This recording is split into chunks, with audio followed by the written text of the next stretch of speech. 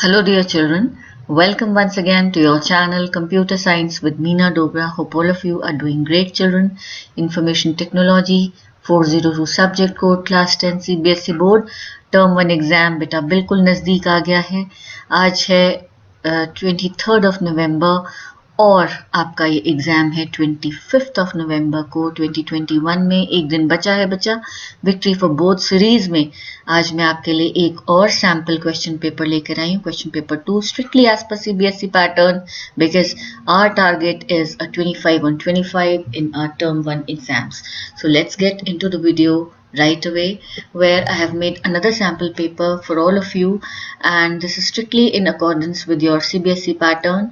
और देखते हैं, मैं आपको लेके चलती हूँ। इंस्ट्रक्शंस वही हैं। सेक्शन ए में 6 में से 5 क्वेश्चंस करने हैं आपको, एम्प्लॉयबिलिटी स्किल्स से आएगा ये।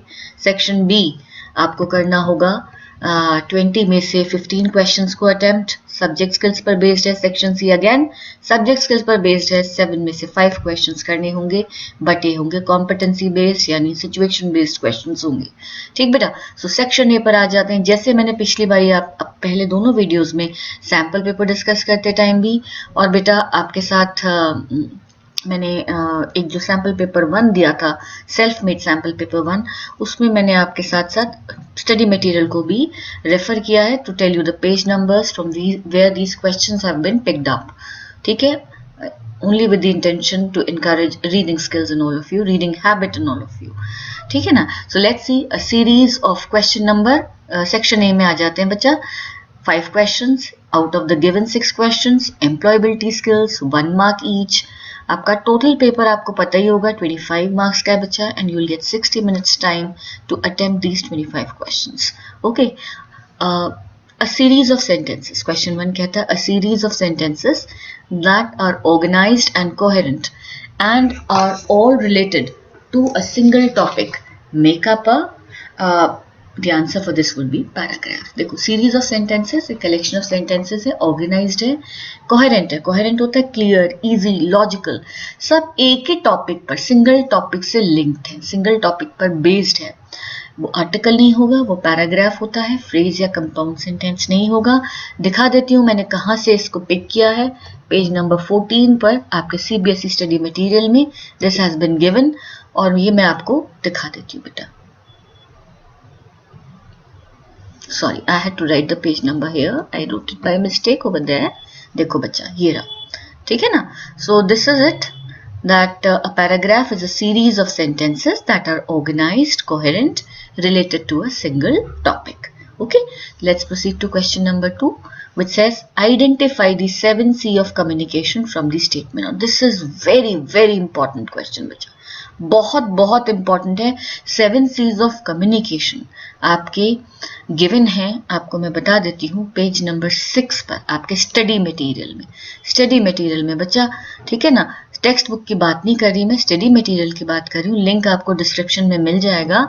ये हैं आपके 7 C's ऑफ कम्युनिकेशन, ये गिवन है बच्चा। कंप्लीटनेस, कंसाइसनेस, क्लैरिटी, करेक्टनेस, कॉन्क्रीटनेस, देखो याद है ना, कंसिडरेशन एंड कर्टेसी। ठीक है, इनकी 1 लाइन की डेफिनेशंस आपको पता होनी चाहिए। 7 C's ऑफ कम्युनिकेशन। अब देखते हैं हमारा जो आंसर है इसका है कॉन्क्रीटनेस। कॉन्क्रीटनेस इंफॉर्मेशन को कम्युनिकेशन को कब कहते हैं? जब वो पर्टिकुलर होती है, क्लियर होती है, रादर देन फजी। फजी होता है not clear, and general, specific ना होके। पर्टिकुलर को ऑपोजिट क्या हो गया बेटा? जनरल, है ना। तो पर्टिकुलर इंफॉर्मेशन होती है, बिल्कुल क्लियर होती है, फैक्ट्स एंड फिगर्स से सपोर्टेड होती है, तो ऐसी इंफॉर्मेशन को, ऐसी कम्युनिकेशन को हम क्या बोलते हैं? Concrete communication. ठीक है ना। जैसे मान लो क्वेश्चन होता है clarity implies emphasizing, dash implies emphasizing on a specific goal और message at a time rather than trying to achieve too much at once. तो ये अगर स्टेटमेंट आइडेंटिफाई करने को कहता कौन सी 7 C लगी हुई है? आप बोलते क्लैरिटी। मेरी बात मानकर ये 7 C जरूर पढ़ लेना बच्चे। इनकी 1 लाइन की डेफिनेशन पिक कर लेना। आपको मैंने पेपर में कॉन्क्रीटनेस दिया है, पेज नंबर बता दिया है, पेज नंबर 6 पर ये गिवन है स्टडी मटेरियल में। लिंक आपको डिस्क्रिप्शन में मिल जाएगा। क्वेश्चन नंबर 3 पर बढ़ते हैं। Having conscious knowledge of your own self, capabilities, feelings, one's own character is called as being अपने बारे में, अपने सेल्फ के बारे में पूरी तरह से नॉलेज होना, कॉन्शियसली अपनी कैपेबिलिटीज के बारे में पता होना, अपनी फीलिंग्स के बारे में पता होना, अपने कैरेक्टर, किस तरह के आप पर्सन हो उसके बारे में पता होना। इस चीज को हम क्या बोलेंगे बच्चा? इस चीज को बोलेंगे हम बीइंग सेल्फ अवेयर। ठीक है ना। सेल्फ मोटिवेटेड के एग्जाम्पल्स मैंने आपको पहले 2 बार दिए हैं कि खुद से अपने काम को कहना, बिना किसी को कहे अपने काम को करना, अपने रूटीन को स्ट्रिक्टली फॉलो करना, सेल्फ रेगुलेटेड हो, कंट्रोल है आपका अपने ऊपर, सेल्फ अवेयरनेस, अपने बारे में, अपनी पर्सनालिटी की, अपने कॉन्शियस की इंफॉर्मेशन जब आपके पास होती है, that is known as being self aware. कहाँ लेके चलूंगी मैं आपको? देखो अब मैं आपको लेके चलती हूँ page number 20 of your study material, और देखो यहाँ पर आएगा बेटा ये रहा, having conscious knowledge of your own self. वही, बिल्कुल वही लाइन मैंने यहाँ से पिक करी है। अपने बारे में जब आपको अच्छे से पता होता है, आप एक सेल्फ अवेयर पर्सन होते हो, और इस एबिलिटी को हम क्या बोलते हैं? Self awareness. Okay, question number 4 पर बढ़ते हैं बच्चा। पीयर प्रेशर है ना, फ्रेंड्स का प्रेशर फॉर डूइंग थिंग्स, आपके सेम एज ग्रुप के बच्चों का जब आप पर प्रेशर होता है for doing things which children would generally avoid to. ठीक है ना। पीयर प्रेशर में आप चीजें वो क्यों करते हो जो आप नहीं करना चाहते। ठीक, पीयर प्रेशर में आप वो चीजें करते हो जो आप करना नहीं चाहते। ठीक है ना। तो आप उसको क्या बोलोगे? आपको वो किस तरीके के स्ट्रेस में लीड करेगा? वो आपको लीड करेगा सोशल स्ट्रेस में, सोशल स्ट्रेस में। ठीक है ना। अपने पीयर प्रेशर, फैमिली डिस्कॉर्ड्स, ठीक है ना, ब्रोकन रिलेशनशिप्स, इन तरीके के जब आपको इस वजह से जब आप स्ट्रेस में आते हो, स्ट्रेस के कई रीजंस हैं, फिजिकल, इमोशनल, फाइनेंशियल, तो जब आप इस वजह से स्ट्रेस में आते हो ना बेटा, कि पीयर प्रेशर में आप वो चीजें करते हो जो आपको नहीं करनी चाहिए, इन्फ्लुएंस में आके, किसी के नेगेटिव इन्फ्लुएंस में आके आप वो चीजें करते हो जो आपको नहीं करनी चाहिए, that leads to social stress. Okay, ठीक है। नेक्स्ट क्वेश्चन पर बढ़ते हैं। Shivani has deleted some important files from her computer by mistake. गलती से कुछ important files शिवानी से delete हो गई। ठीक, from where can she restore them? वापस कैसे लेकर आए उनको? ठीक, इसका स्ट्रेट आंसर है, आप सबको पता होगा कि इसका आंसर है रिसाइकल बिन। जब हम फाइल्स डिलीट कर देते हैं, परमानेंट डिलीशन नहीं करें, टेम्पररी डिलीशन करें, जब हम अपनी सिस्टम पर से कोई भी फाइल डिलीट करते हैं, वो रिसाइकल बिन फोल्डर में जाता है। ठीक है ना। अगर हमें पता है हमने डेलिबरेटली डिलीट करी या जानबूझकर डिलीट करी, नो टेंशन, बट गलती से डिलीट हो गई तो हम उसको रीस्टोर कर सकते हैं रिसाइकल बिन में से पिक करके, वो अपनी ओरिजिनल लोकेशन पर रीस्टोर हो जाता है। देखते हैं ये कहाँ गिवन है आपके स्टडी मटेरियल में। Let me take you to page number 25।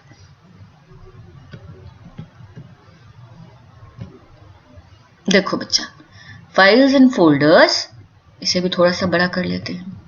Files and folders deleted by the user are stored in recycle bin. From recycle bin, you can retrieve, that is restore, the files or folders that you have deleted by mistake. Page number 25, यहाँ से आप ये pick कर लेना बच्चा। ठीक, next पढ़ते हैं क्वेश्चन नंबर 6, सेक्शन ए का लास्ट क्वेश्चन।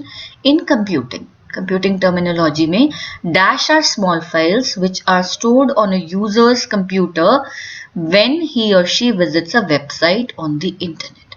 आप किसी भी वेबसाइट को विजिट करते हो तो स्मॉल टेक्स्ट फाइल्स जो आकर आपके अपने कंप्यूटर की ड्राइव में सेव हो जाती हैं, वो जिनका पर्पस होता है टू होल्ड डेटा स्पेसिफिक आपकी विजिट्स को, आपके क्लाइंट जो भी विजिट करता है वेबसाइट को, वो क्लाइंट कहलाता है। जिस साइट को जो विजिट करता है, जहां वो स्टोर्ड है, वो सर्वर कहलाती है बच्चा। तो जब आपको सर्वर से जाके आपकी कोई विजिट के दौरान जब आप विजिट करते हो, फर्स्ट टाइम एक साइट को विजिट करते हो, तो आपके पास उस साइट से एक छोटी सी फाइल आती है जो टेक्स्ट फाइल होती है, जो आपके सिस्टम में सेव हो जाती है। उन फाइल्स को हम बोलते हैं कुकीज। ये आपकी विजिट्स को कस्टमाइज करने के लिए यूज की जाती हैं। They are known as cookies. Okay, so let me take you to the page where I have picked it up from. I will tell you that's page number 41. Okay बच्चा, let's see. Firewall given है ना, firewall तो आपका incoming outgoing traffic private network को protection के लिए use होता है, ये रहा कुकीज। स्मॉल फाइल्स, ये वही सेम लाइन है, stored on your computer when you visit a website और internet, they are used to hold data specific to a particular client and website. So the answer is cookies and the page number is page number 41 of your study material. ठीक है ना बेटा, firewall तो protection के लिए होगी, private network की protection के लिए। वायरस आपको पता है, it's a threat. Password are mechanisms to safeguard our systems from threats to some extent. Passwords are not a reliable means of safeguarding our data and systems, but still people use them because they are easy to that's the easiest method one can use. Fine, so iska answer hai cookies. Okay, so we are through with question this is section A, जिसमें आपको 6 में से 5 attempt करने थे, 1 mark each, 5 marks आपको section A से मिलेगा बच्चा। अब सेक्शन बी पर आ जाते हैं, जो है हमारा सब्जेक्ट स्किल्स पर बेस्ड, बट ये आते हैं हमारे डायरेक्ट क्वेश्चंस। ठीक है ना, डायरेक्ट एमसीक्यूज होते हैं, 1 मार्क ईच, 20 गिवन होते हैं, 15 आपको करने हैं। Each MCQ carries 1 mark, so total ये होगा आपका 15 मार्क्स का। Let's proceed. The dash button in the dash tab of the insert index table dialog box represents the chapter number. Insert index table, बात कर रहे हैं हम टेबल ऑफ कंटेंट्स चैप्टर की। बेटा मैंने पूरी कोशिश करी है कि मैं आपके लिए बिल्कुल नए क्वेश्चंस लेकर आऊं इस पेपर में, फिर भी अगर कुछ रेपिटेशन हो जाती है तो चांस की बात होगी, अदरवाइज आपको ये बताने के लिए कि पूरी बुक में से बहुत क्वेश्चंस बन सकते हैं इन चैप्टर्स में से। तो देखो, इसको मैं आपको लेके चलती हूँ टेबल ऑफ कंटेंट्स पर, ठीक है ना, और मैं अभी आपको लेके चलती हूँ। आपसे पूछा गया बटन कौन सा है, ये पहले नंबर पे बटन्स गिवन है, ठीक है ना, और फिर ये गिवन है टैब, कौन से टैब में और कौन सा बटन है जो टेबल ऑफ कंटेंट्स को जब हम फॉर्मेट करते हैं तो चैप्टर नंबर को रिप्रेजेंट करता है। तो अब हम चलते हैं स्टडी मटेरियल वाली बुक में और चलते हैं पेज नंबर 33 पर बेटा।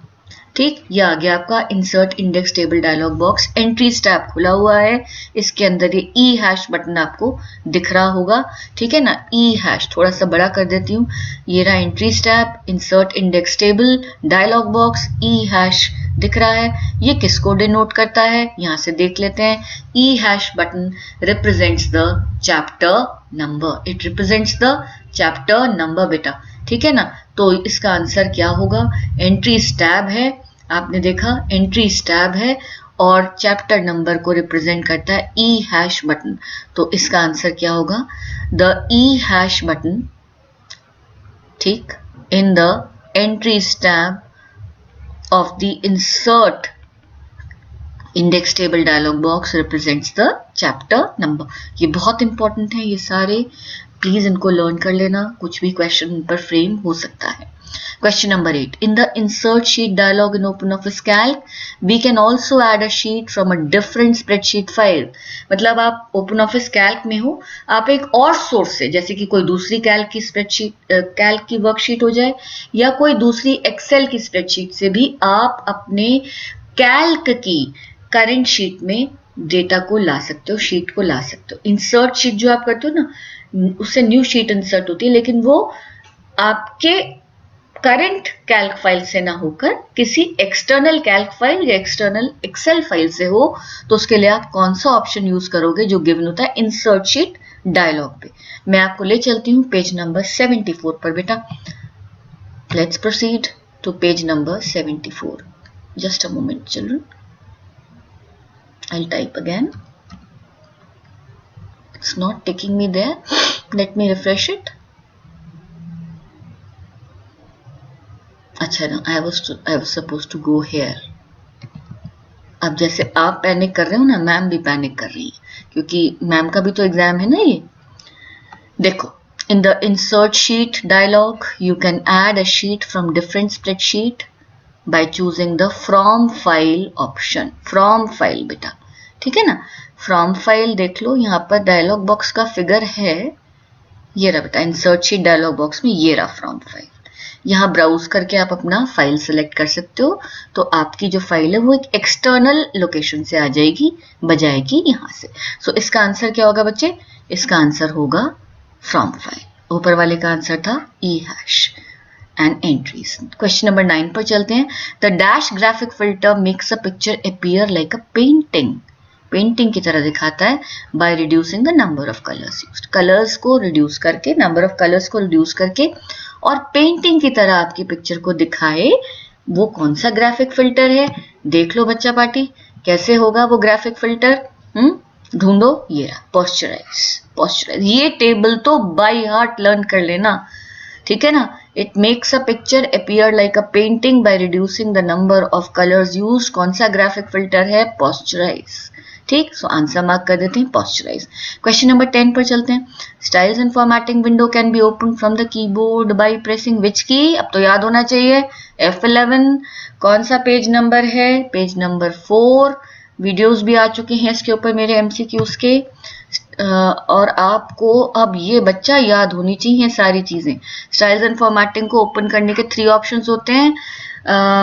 ऑब्जेक्ट बार पे इसके आइकन पे क्लिक करो, या फॉर्मेट मेन्यू से लो, या फिर कीबोर्ड से F11 प्रेस करो। Styles and formatting window open हो जाता है बच्चा। ठीक, then the dash graphic filter mimics the effects of too much light in a picture. ठीक, too much light in a picture कौन सा ग्राफिक फिल्टर है? फिर से चलते हैं पेज नंबर 13। बेटा मेरी बात मानकर ये याद कर लेना, फिर बताना मुझे पेपर के बाद कैसा ये आया नहीं आया question. Mimics the effect of too much light in a picture, solarization. Solarization इसका आंसर है। दैट कौन सा ग्राफिक फिल्टर जो मिमिक करता है too much light in a picture के इफेक्ट को? The answer is solarization. ठीक, अब 12th क्वेश्चन फिर से आता है। By default writer evaluates dashed levels of heading when it builds a table of contents. ठीक है ना, कि टेबल ऑफ कंटेंट्स किससे बनता है बेटा? From the headings in a document. तो कितने लेवल्स ऑफ हेडिंग को वो जो है टेबल ऑफ कंटेंट्स इवैल्यूएट कर सकता है while making the table of contents. ठीक, so the answer for this is 10। The answer for this is 10, and for this I will take you to page number 31 of your book. देखो बच्चा, by default writer evaluates 10 levels of heading when it builds a table of contents. ठीक है, so याद कर लेना इसको। by default 10 levels of heading को ये evaluate करता है। Then question number 13, while performing goal seek, which out of the following option is used to type the desired result of the formula to achieve the goal? आपको पता है goal seek में आपको backward जाना होता है, ठीक है ना। मुझे इस आउटपुट के लिए क्या इनपुट चाहिए? क्वेश्चन क्या पूछ रहा है? आप किस सेल में desired result of the formula type करोगे जिसके थ्रू जो गोल आप चाह रहे हो, जो आउटपुट आप चाह रहे हो वो मिल जाए। ठीक, सो ले चलती हूं मैं आपको पेज नंबर 67 पर, जहां आपका गोल सीक गिवन है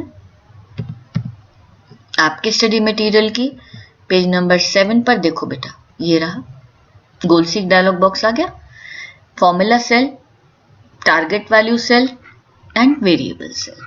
ठीक है ना, फॉर्मूला सेल आपको इन सब के मीनिंग आई होप पता होंगे। गोल सीक पर मेरा बिल्कुल इलैबोरेट वीडियो है, ठीक है ना।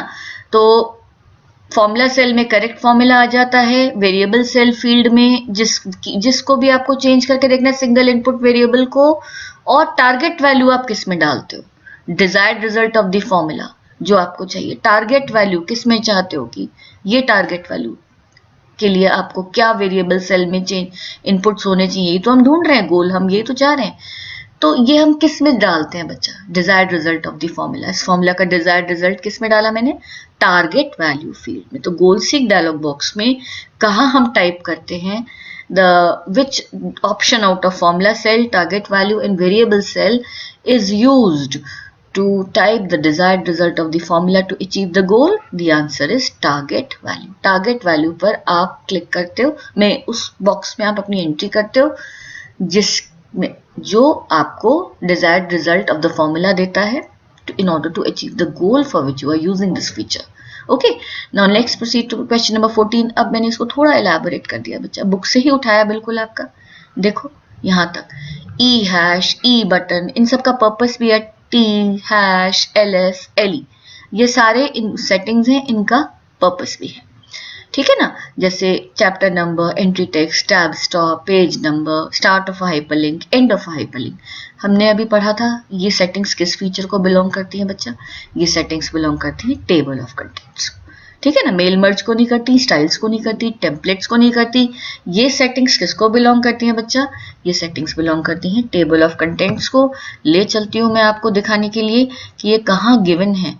देखो आई थिंक ये इसके नीचे गिवन है, मैंने हाईलाइट तो नहीं करी थी। ये रही देखो सारी सेटिंग्स एज इट इज, मैंने यहाँ से आपका इधर तक का पिक करा है। ये सारी चीजें आपने देखा होगा मैंने पिक करी हैं। और ये सेटिंग्स किसको बिलोंग करती हैं? ये सेटिंग्स बिलोंग करती हैं टेबल ऑफ कंटेंट्स फीचर को।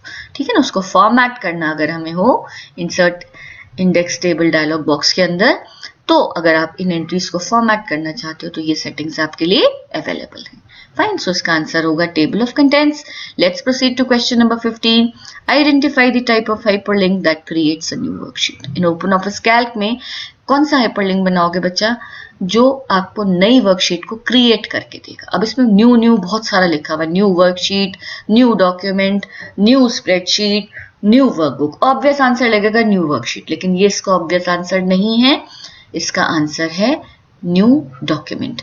ले चलती हूँ मैं आपको पेज नंबर 15 पर, जो मैंने पिछले वीडियो में भी सैंपल पेपर 1 में भी इसको कवर किया था बेटा, कि मैंने आपको बताया था कि कौन सा आप हाइपरलिंक यूज करोगे बच्चे। सॉरी, पेज नंबर 80 है बेटा, पेज नंबर 80 पे चलते हैं। देखो ये रहा न्यू डॉक्यूमेंट। कौन सा हाइपरलिंक है जो आपकी नई वर्कशीट बनाने में हेल्प करता है? That is new document. ठीक है ना, सो ध्यान रखना न्यू वर्कशीट मत कराना इसका आंसर, मैम बहुत डांटेंगी फिर आपको। Question number 16, if dash option of consolidate box is selected और checked, then any values modified in the source range are automatically updated in the target range। ठीक, कंसोलिडेट डायलॉग बॉक्स में कौन सा option check करें कि अगर consolidation क्या होती है, मल्टीपल शीट्स को एक मास्टर शीट में हम डेटा को लेकर आते हैं, तो कौन सा ऑप्शन लेंगे कि अगर कहीं पर भी सोर्स में चेंजेस हो वो ऑटोमेटिकली टारगेट में भी रिफ्लेक्ट हो जाएं। ठीक, वैसे मैं आपको इसका आंसर बता देती हूँ, इसका आंसर है लिंक टू सोर्स डेटा। ठीक, लेकिन फिर मैं यहाँ दिखा भी देती हूँ आपको मैंने कैसे लिया है, कहाँ से लिया बच्चा। ये मैंने लिया पेज नंबर 62 से। चलते हैं पेज नंबर 62 पर, और ये देखो, select link to source data to insert the formulas. This generates the result in the target range instead of the actual link, because if you're linking the data, any values modified in the source range are automatically updated in the target range। ये रहा आपका देखो link to source data यहाँ पर given है बेटा। ये इसे अगर आप चेक कर देते हो तो सोर्स डेटा में चेंज होते टारगेट डेटा भी ऑटोमेटिकली चेंज हो जाएगा बेटा। ठीक है ना, अगले क्वेश्चन पर बढ़ते हैं। Identify the open office calc tool to which the following settings belong. बहुत अच्छा क्वेश्चन है ये। Display border, copy back, copy entire sheet, prevent changes, ये सेटिंग्स कौन से ओपन ऑफिस टूल को बिलोंग करती है बच्चा? ये बिलोंग करती है सिनेरियोस को। ठीक है, दिखाऊं कहां से लिया हमने? देखो, कोशिश करिए आपके लिए कुछ अच्छे क्वेश्चंस फ्रेम करने की। बेटा दिन एक ही बचा है, फिर भी पूरी कोशिश करूंगी कि कुछ और आपके लिए ला सकूं। देखो बेटा, ये रही सेटिंग्स, ये रही display border, copy back, copy entire sheet, prevent changes. कहाँ की फीचर है ये? कौन से टूल का फीचर है? सिनेरियोस का। ठीक है ना, तो क्वेश्चन नंबर 17 से 18 पर बढ़ते हैं। टू कंपेयर वर्कशीट्स को कंपेयर अगर हमें करना है तो हम कौन सा ऑप्शन सिलेक्ट करेंगे, क्या स्टेप्स को फॉलो करेंगे? Compare worksheets. ले चलती हूँ पेज नंबर 94 पर। ठीक, पेज नंबर 94 पर आपको ले चलती हूँ। ये सारे स्टेप्स आपको लर्न होने चाहिए बच्चे, बिल्कुल। कंपेयरिंग वर्कशीट्स, आंसर क्या है? Edit compare document, edit compare document. देखो, एडिट कंपेयर डॉक्यूमेंट, तो इसका आंसर क्या है बच्चा? इसका आंसर है डी। कंपेयर करना है अगर हमें दो वर्कशीट्स को, तो हम क्या लेंगे? एडिट मेन्यू से कंपेयर डॉक्यूमेंट ऑप्शन सिलेक्ट करेंगे। क्वेश्चन नंबर 19 पर बढ़ते हैं बच्चा। Spreadsheet software allows the user to dash the workbook and place it in a network location where several users can access it simultaneously. है ना, बिल्कुल आसान से बहुत सारे यूजर्स एक वर्कशीट को साइमल्टेनियसली एक्सेस कर सकते हैं। शेयर और लिंक बहुत क्लोज हैं, बट इसका आंसर है शेयर। इसका आंसर है बेटा शेयर, क्योंकि अगर आप एक शेयर्ड लोकेशन पर अपनी नेटवर्क की वर्कशीट को लिख देते हो, मतलब अपने वर्कशीट को दे देते हो अपने नेटवर्क ड्राइव में, वहां से बहुत सारे लोग इसको एक्सेस कर सकते हैं। देखो हम गूगल ड्राइव पर भी तो शेयर्ड फोल्डर बनाते हैं, शेयर्ड फोल्डर से क्या होता है, बहुत सारे जिन्हें हम एक्सेस परमिशन देते हैं आईडीज के थ्रू, आईडी ऐड कर देते हैं, वो यूजर्स उस शेयर्ड फोल्डर को एक्सेस कर सकते हैं। ये रहा पेज नंबर 85 पर इसका आंसर है। ये रहा मैंने यहां से फिलअप बनाया कि क्या हम ऐसी फीचर लें वर्कबुक की जिससे सेवरल यूजर्स उसको एक्सेस कर सकें एक नेटवर्क लोकेशन से, that is sharing. Okay, let's proceed to question number 20. The show changes dialog box provides dash filter settings to control which changes appear on screen when reviewing a worksheet with changes. ठीक है ना, आपने spreadsheet में record changes feature enable किया हुआ है।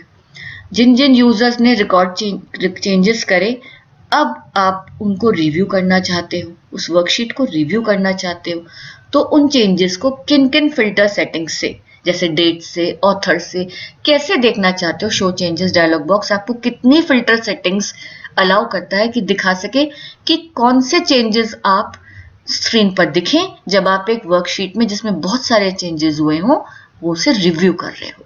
ठीक, ले चलती हूँ, ऑप्शंस देख लो 5, 6, 7, 8। ठीक, ले चलती हूं मैं आपको पेज नंबर 90 पर बेटा, पेज नंबर 90 पर चलो। देखो ये रहा शो चेंजेस डायलॉग बॉक्स। ठीक, फिल्टर सेटिंग्स में आ जाओ। आप डेट से फिल्टर कर सकते हो, डेट किसने चेंजेस करे डेट से देख सकते हो, ऑथर से देख सकते हो, रेंज से देख सकते हो, आप कमेंट से चेंजेस देख सकते हो, आप शो एक्सेप्टेड चेंजेस से दे सकते हो, शो रिजेक्टेड चेंजेस से दे सकते हो। ये डिफरेंट सेटिंग्स हैं through which you can control which changes, जिस पर फिल्टर लगाओगे उसी क्राइटेरिया में फॉल होते हुए चेंजेस आएंगे, date wise, author wise, range wise, comment wise, accepted changes wise या रिजेक्टेड चेंजेस वाइज। टोटल कितनी सेटिंग्स हैं गिन लो जरा मेरे साथ, 1 2 3 4 5 6। क्या आंसर होगा इसका बताओ, इसका आंसर होगा 6 फिल्टर सेटिंग्स आप दे सकते हो जब आप रिव्यू करते हो। ठीक, चलो question number 21, full form of RDBMS। ये आंसर सबकी टिप्स पर होना चाहिए। इसका आंसर है रिलेशनल डाटाबेस मैनेजमेंट सिस्टम। किस पेज पर गिवन है बच्चा, ये गिवन है पेज नंबर 113 पर। और रिलेशनल डाटाबेस मैनेजमेंट सिस्टम, इस चैप्टर से सिर्फ आपके पास 3 क्वेश्चंस आएंगे। ये रहा फुल फॉर्म 113 पेज पर। Relational database management system, DBMS आता है तो डाटाबेस मैनेजमेंट सिस्टम, ठीक है ना, और RDBMS आता है तो रिलेशनल डाटाबेस मैनेजमेंट सिस्टम। इसी के आगे वाला जरा ये टॉपिक भी पढ़ लो। जब एक प्राइमरी की को, क्योंकि ये अगला क्वेश्चन है बच्चा, जब एक प्राइमरी की को हम 1 या मोर कॉलम, अब यहाँ बुक में गलती थी, मैंने पहले भी बताया 1 कॉलम वाली तो सिंपल होती है, 2 या 2 से ज्यादा कॉलम पर अगर एक प्राइमरी की आपने 2 या 2 के कॉम्बिनेशन को प्राइमरी की बनाया है, उसे हम क्या बोलते हैं, कॉम्पोजिट प्राइमरी की। ठीक है ना बच्चा, कॉम्पोजिट प्राइमरी की। देख लेते हैं क्वेश्चन नंबर 22, व्हेन प्राइमरी की कंस्ट्रेंट इज अप्लाइड टू 2 और मोर कॉलम्स, यहां मैंने ठीक करके लिख दिया है, then it is known as composite primary key. ठीक है ना, तो 2 क्वेश्चंस आपके डायरेक्ट आएंगे इसमें, सेक्शन बी में DBMS से, और एक आपका कॉम्पिटेंसी में आएगा। टोटल 3 क्वेश्चंस आएंगे बच्चा। क्वेश्चन नंबर 23 पर बढ़ते हैं। You can copy styles by loading them from a template और another document by clicking on the option. कौन सा ऑप्शन है आप बताओ, डिटेल्ड वीडियो आ चुकी है इसकी, MCQ की भी, एक्सप्लेनेशन की। आप स्टाइल्स को किसी टेम्पलेट या किसी और डॉक्यूमेंट से लोड कर सकते हो अपने करंट डॉक्यूमेंट में। कौन सा ऑप्शन है बच्चा, the option is load styles. Load styles दिखा देती हूं मैं आपको, राइटर खुला हुआ है, मैंने खोल रखा है राइटर को, यहां से चलते हैं। देखो बच्चा ये रहा styles and formatting window. Load styles से आप अपने डॉक्यूमेंट में क्या कर सकते हो, आप अपने डॉक्यूमेंट में स्टाइल्स को लोड कर सकते हो। Question number 24, multiple operations in Calc is present in which tab. मतलब मल्टीपल ऑपरेशंस बेटा आपके ना डेट उसमें स्टडी मटेरियल में है नहीं, कोई बात नहीं, आपको टैब में यहां से बता देती हूँ, कैल्क से डेटा में होता है मल्टीपल ऑपरेशंस। ठीक है ना, डेटा मेन्यू में मल्टीपल ऑपरेशंस प्रेजेंट होता है। टैब लिख दो या यहाँ पर मैं मेन्यू लिख देती हूँ to be more precise. Data menu में अवेलेबल होता है मल्टीपल ऑपरेशंस। ठीक, ये इंपॉर्टेंट है, आना चाहिए आपको। सारे tools data this multiple operations, scenarios किस में है, गोल सी किस में है, सॉल्वर किस में है, कंसोलिडेट किस में है, सब टोटल्स किस में है, all this you should know. The steps for merging worksheets in Calc are, किन स्टेप से आप मर्ज कर सकते हो वर्कशीट्स को। ले चलती हूँ, ध्यान रखना, मैं आपको पेज नंबर 93 ठीक, पेज नंबर 93 पर, सॉरी पेज नंबर 93 पर चलते हैं बेटा और देख लो ये मर्जिंग वर्कशीट्स टॉपिक आ गया। स्टेप्स देख लो क्या क्या है। एडिट, चेंजेस, मर्ज डॉक्यूमेंट। एडिट, चेंजेस, मर्ज डॉक्यूमेंट।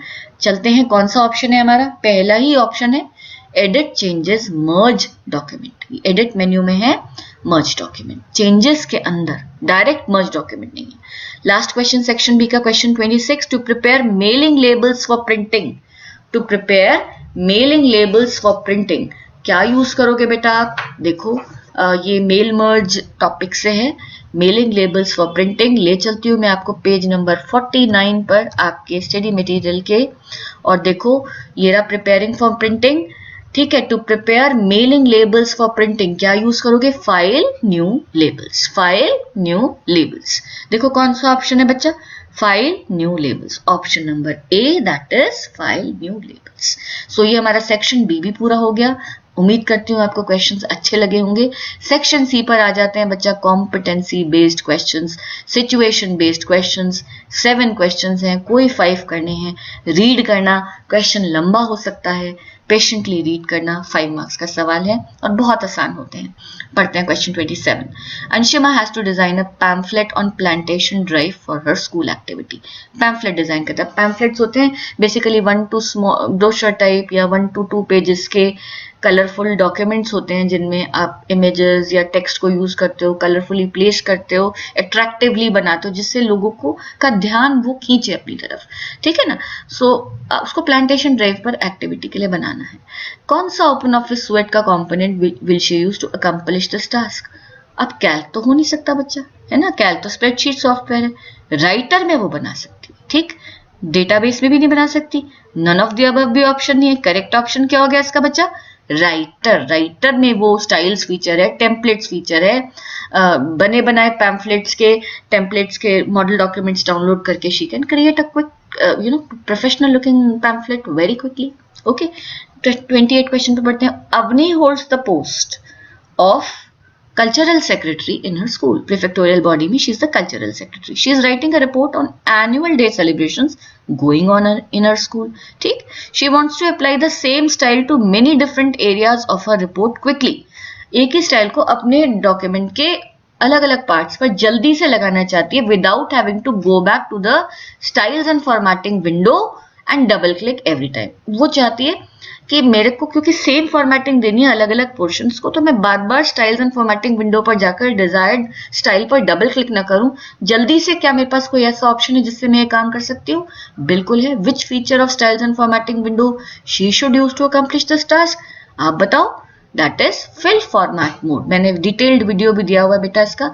फिल फॉर्मेट मोड आप देखो, राइटर में ले चलती हूँ मैं आपको, यहां से होता है। ये रहा fill format mode icon styles and window, styles and formatting window में। इससे आप क्विकली एक बारी बकेट फिल करते हो स्टाइल से, और जहां जहां आपको वो चाहिए वहां बकेट को क्लिक करते चले जाते हो, वो स्टाइल अप्लाई हो जाता है बच्चा।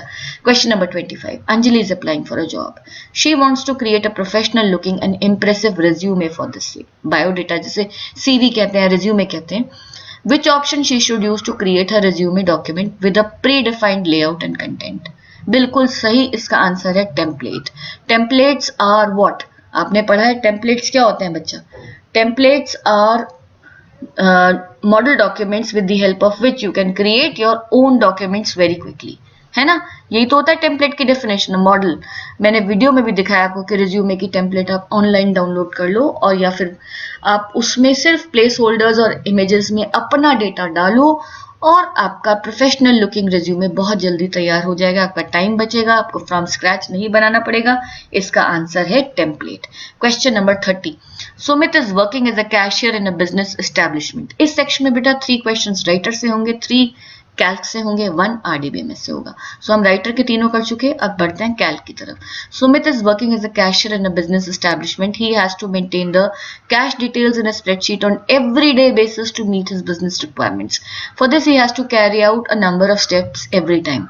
उसके फ्रेंड ने उसे बताया, his friend told him to use macros to perform these task quickly without repeating the steps every time. Macro, उसने फ्रेंड ने बोला मैक्रो यूज कर लो। अब सुमित को बताओ कि मैक्रो रिकॉर्डर कैल्क में कैसे स्टार्ट होगा। What are the steps to start the macro recorder in open office calc? ठीक, ले चलती हूँ पेज नंबर 95। सॉरी, फिर गलती कर रही है मैम आपकी, इधर जाना है, बुक में जाना है, क्वेश्चन पेपर में तो इतने पेजेस ही नहीं है ना। तो चलते हैं, आ जाओ बच्चा। मैक्रो खुल गया, यूजिंग द मैक्रो रिकॉर्डर आ गया। बताओ जी, how to start the macro recorder.